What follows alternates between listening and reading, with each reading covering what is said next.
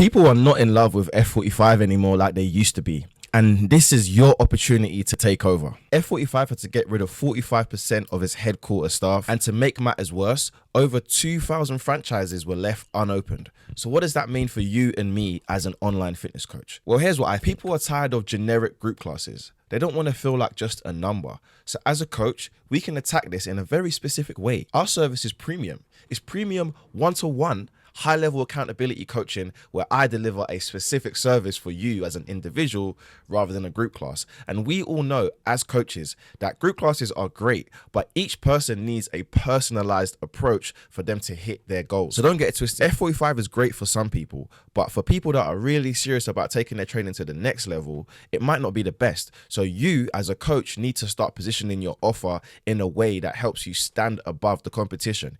Even big corporations like F45, Orange Theory, so on and so forth. And yes, it might be difficult. We ain't got the spending power. We ain't got the marketing budget, but there are people out there that will love to work with you. You just need to know how to show yourself off to the world. And if you're not sure where to get started, comment the word 90 days below and I'll send you my exact step-by-step guide to get your first 10, 15, 20 clients in the next 90 days. Peace.